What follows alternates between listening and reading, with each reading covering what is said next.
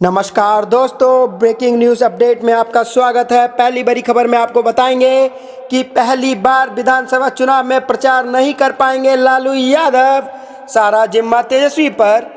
दूसरी बड़ी खबर में आपको बताएंगे बिहार चुनाव में उपेंद्र कुशवाहा और पप्पू यादव की पार्टी का नहीं हो सकता है गठबंधन, जाने यूपी कैसे बना वजह। तीसरी बड़ी खबर में आपको बताएंगे अनलॉक 5, बिहार में 15 से स्कूल कॉलेज खुलेंगे, मंदिरों में दर्शन भी होंगे, शादी और विवाह का आयोजन भी होगा, लेकिन कुछ शर्तों पर, जाने इस वीडियो में।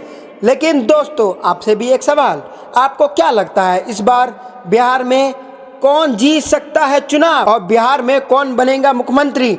हमें कमेंट करके जरूर बताएं। और दोस्तों, इसी प्रकार की खबरों के लिए आप इस वीडियो को लाइक कीजिए, इस चैनल को सब्सक्राइब कीजिए और घंटी बजाएं और कमेंट में लिखें जय हिंद। रुक करते हैं पहली खबर की तरफ। पहली बार विधानसभा चुनावों में प्रचार नहीं करेंगे लालू यादव, सारा जिम्मा तेजस्वी पर। जी हां दोस्तों, राष्ट्रीय जनता दल के नेता और कार्यकर्ता अब यह मानकर चल रहे हैं कि पहली बार बिहार विधानसभा चुनाव में लालू यादव प्रचार अभियान के लिए उपलब्ध नहीं होंगे। इससे पहले पिछले साल हुए लोकसभा चुनाव में भी लालू यादव ने चुनाव प्रचार में भाग नहीं लिया था। उस समय भी लालू जेल में बंद थे। ऐसे में सारा जिम्मा उनके छोटे बेटे तेजस्वी यादव के कंधों पर था। शुक्रवार 9 अक्टूबर के कोर्ट के फैसले के बाद अब साफ हो गया है कि इस बार के विधानसभा चुनाव में भी तेजस्वी यादव के ऊपर ही सभी प्रत्याशियों के प्रचार की जिम्मेवारी होगी। लालू यादव ने पहली बार लोकसभा चुनाव 1977 में लड़ा था, उसमें उन्हें जीत हासिल हुई थी। 1990 में वो राज्य के मुख्यमंत्री बने। 1990 के बिहार विधानसभा चुनाव से पहले लालू यादव जनता दल और बाद में राष्ट्रीय जनता दल के न सिर्फ स्टार प्रचारक रहे, बल्कि चुनाव प्रबंधन का पूरा जिम्मा उन्हीं पर होता था। इस बार ये सारी जिम्मेदारी तेजस्वी यादव के कंधों पर आ गई है। हालांकि इसका वोटर पर कोई असर नहीं होता, लेकिन महागठबंधन के प्रत्याशियों का कहना है कि लालू यादव की अनुपस्थिति सबको खलती है। लोगों से संवाद का उनका तरीका अलग होता था। 1980 में पहली बार लालू यादव बिहार विधानसभा के लिए चुने गए थे।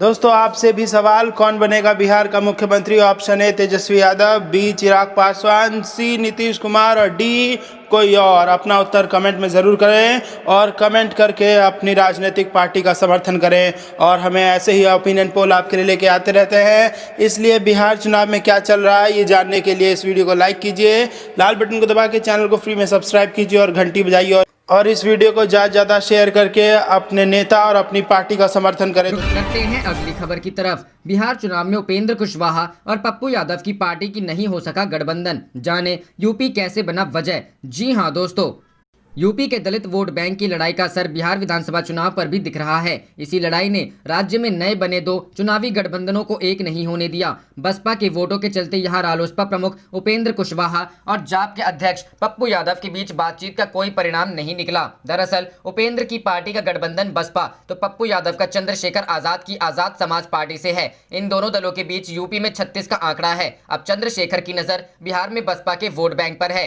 बसपा सुप्रीमो मायावती की बीते 2 दशकों से अधिक समय से यूपी के दलित वोट बैंक पर धाक रही है। इसी के बूते दूसरी जातियों संग सोशल इंजीनियरिंग से मायावती कई बार मुख्यमंत्री बन चुकी हैं। भीम आर्मी बनाकर चर्चा में आई चंद्रशेखर आजाद ने बीते कुछ समय में उनके सामने चुनौती पेश की है। चंद्रशेखर को लोग रावण उपनाम से भी जानते हैं। करीब साल भर पहले राजनीतिक दल बनाकर राजनीति में उतरे चंद्रशेखर ने बिहार चुनाव में भी दस्तक दे दी है। उनके लिए यह चुनाव 2022 के यूपी के संग्राम से पहले का लिटमस टेस्ट साबित होगा। इन दोनों की कड़ी राजनीतिक प्रतिद्वंदिता ही रालोसपा और जाप की अगुवाई वाले दोनों गठबंधनों की दोस्ती में गांठ बन गई। रालोसपा और जाप के नेताओं के बीच कई दौर की बातचीत बेनतीजा रही। जिस दिन उपेंद्र कुशवाहा ने बसपा संग नए गठबंधन की घोषणा की थी, उससे ठीक पहले भी बंद कमरे में उनकी पप्पू यादव से काफी देर बात हुई थी। दरअसल बसपा किसी भी सूरत में ऐसे किसी गठबंधन का हिस्सा बनने को तैयार नहीं है जिससे चंद्रशेखर का जुड़ाव हो। उधर चंद्रशेखर भी बसपा सुप्रीमो मायावती को घेरने का कोई मौका हाथ से नहीं जाने देते। 1.65 करोड़ से अधिक है बिहार में दलितों की आबादी। वर्ष 2011 की जनसंख्या को आधार माने तो राज्य में अनुसूचित जाति के वोटरों की संख्या 1,65,00,000 से अधिक है। हालांकि अब इस संख्या में काफी इजाफा हो चुका है। बिहार में 23 अनुसूचित जातियां हैं। इनकी आबादी तकरीबन 16% है। बीते 2-3 दशक में जाति राजनीति करने वाले दलों की संख्या भी बिहार में काफी बड़ी है। जीत हार के गणित में दलित और महादलित में बटे इन मतदाताओं की भूमिका खासी महत्वपूर्ण है।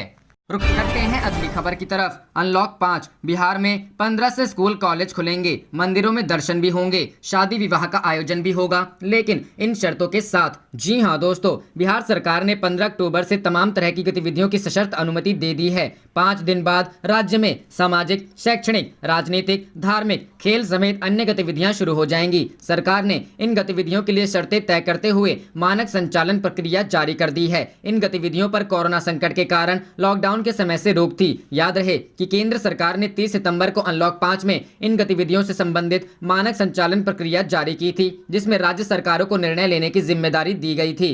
गृह विभाग के आदेश के मुताबिक 15 अक्टूबर से राज्य में होने वाले किसी भी कार्यक्रम का आयोजन बंद स्थलों के साथ खुले मैदान में भी हो सकता है। बंद स्थलों में अधिकतम 200 व्यक्ति शामिल हो सकते हैं। हॉल की क्षमता के अनुसार 50% तक उपस्थिति की अनुमति रहेगी। हॉल में एसी का तापमान 24 से 30 डिग्री के बीच रखना होगा। आयोजक यह सुनिश्चित करेंगे कि आगंतुकों द्वारा छोड़ा गया फेस मास्क, दस्ताना आदि वहां पड़ा न रहे, उसका समुचित तरीके से निपटारा करवाना होगा। आरोग्य सेतु ऐप के इस्तेमाल की सलाह। कार्यक्रम या सभा मैदान में होने पर जिला प्रशासन द्वारा मैदान की क्षमता को ध्यान में रखकर वहां लोगों की उपस्थिति की अनुमति दी जाएगी। व्यवस्था ऐसी होनी चाहिए कि लोगों के बीच सामाजिक दूरी बनी रहे। यह कम से कम 6 फीट होनी चाहिए। सरकार ने हॉल या मैदान में होने वाले किसी भी तरह के कार्यक्रम या सभा में आने वालों को आरोग्य सेतु ऐप का प्रयोग करने की सलाह भी दी है। दशहरा में ना लगेंगे मेले, ना बटेगा प्रसाद। कोरोना संकट व बिहार विधानसभा चुनाव के बीच इस दफे दुर्गा पूजा और दशहरा की रौनक फीकी रहेगी। दुर्गा पूजा का आयोजन सिर्फ मंदिर और घर में ही होगा। ना मेले लगेंगे और ना सामूहिक रूप से प्रसाद बांटे जा सकेंगे। यही नहीं, लाउड स्पीकर बजाने की भी अनुमति नहीं होगी। रामलीला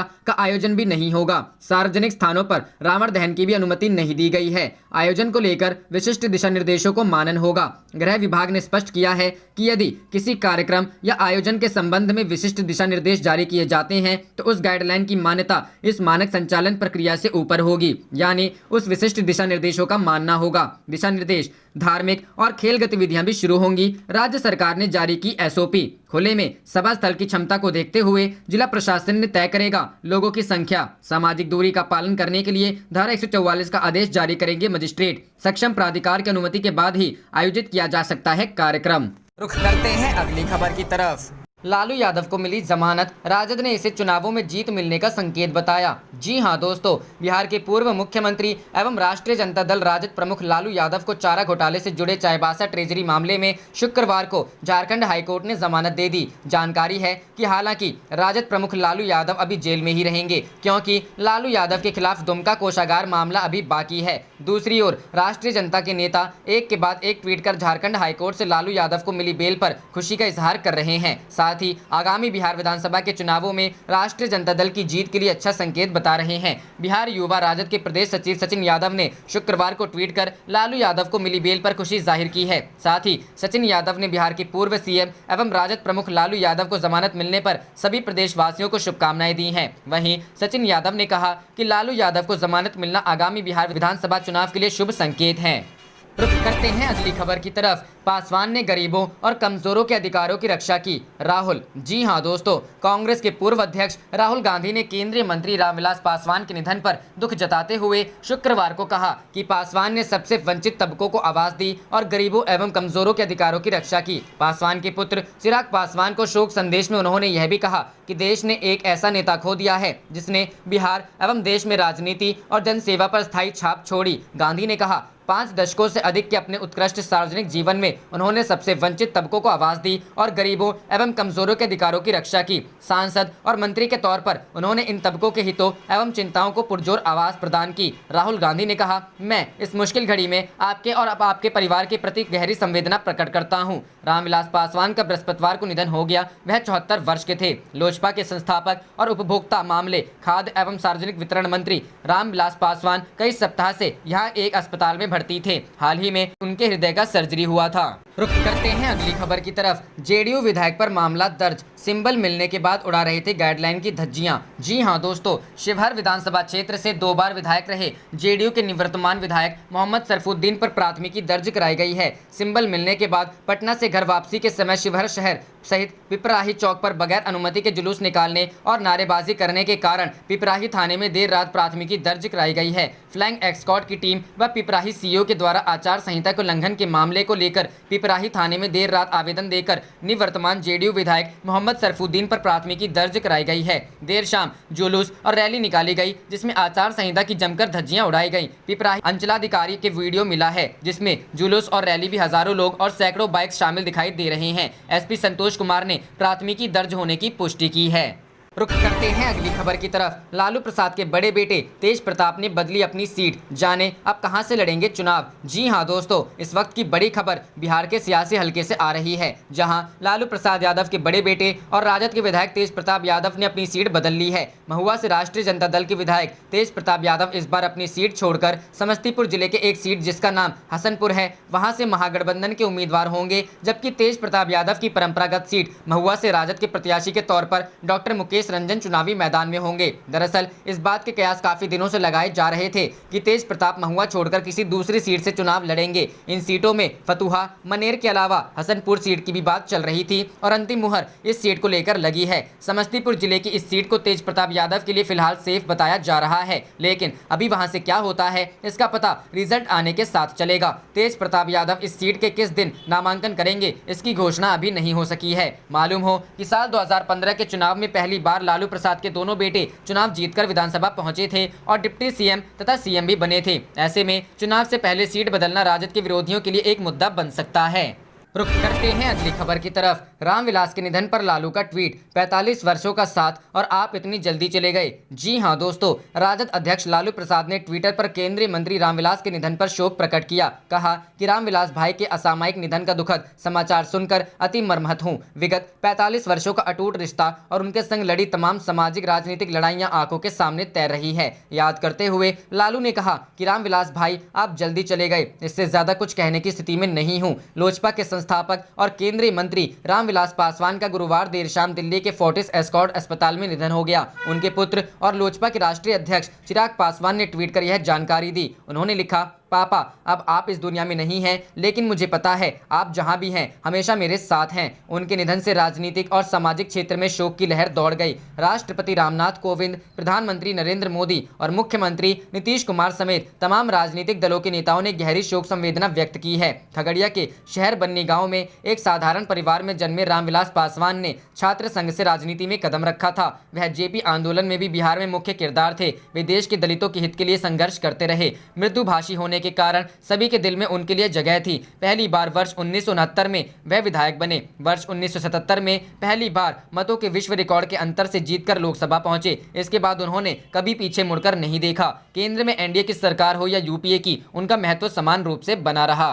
रुख करते हैं अगली खबर की तरफ। बिहार चुनाव, लालू को जमानत मिलने पर चुनाव पर असर का ओपिनियन पोल। तेजस्वी यादव और महागठबंधन को मिल सकती है 200 प्लस सीट। जी हां दोस्तों, लालू यादव को मिली जमानत के बाद हमने यूट्यूब पोस्ट के जरिए बिहार के मतदाताओं को टटोलने की कोशिश की है। सीएम पद के लिए तेजस्वी सर्वाधिक लोगों की पसंद। जी हां दोस्तों, ओपिनियन पोल के मुताबिक तेजस्वी यादव मुख्यमंत्री पद के लिए सबसे ज्यादा लोगों की पसंद बनकर उभरे हैं और इस बार बिहार में नीतीश कुमार को नकार दिया है। लालू यादव को मिली जमानत के बाद आरजेडी महागठबंधन को मिल सकती है 200 प्लस सीटें। जी हां दोस्तों, ओपिनियन पोल के मुताबिक बिहार में आरजेडी और कांग्रेस के महागठबंधन को जेडीयू और बीजेपी की अगुवाई वाले एनडीए पर बढ़त मिलती दिखाई दे रही है। 243 सीटों वाली विधानसभा में आरजेडी महागठबंधन को 200 प्लस सीटें मिलने का अनुमान है और वहीं एनडीए को 30 या उससे भी कम सीटों से ही संतोष करना पड़ सकता है। अन्य के खातों में 10 प्लस सीटें जा सकती हैं।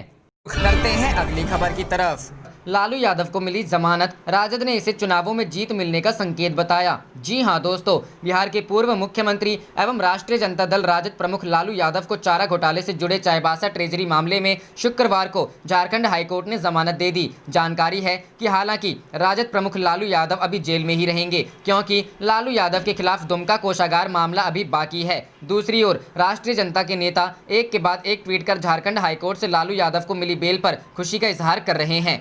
साथ ही आगामी बिहार विधानसभा के चुनावों में राष्ट्रीय जनता दल की जीत के लिए अच्छा संकेत बता रहे हैं। बिहार युवा राजद के प्रदेश सचिव सचिन यादव ने शुक्रवार को ट्वीट कर लालू यादव को मिली बेल पर खुशी जाहिर की है। साथ ही सचिन यादव ने बिहार के पूर्व सीएम एवं राजद प्रमुख लालू यादव को जमानत मिलने पर सभी प्रदेशवासियों को शुभकामनाएं दी हैं। वहीं सचिन यादव ने कहा कि लालू यादव को जमानत मिलना आगामी बिहार विधानसभा चुनाव के लिए शुभ संकेत है।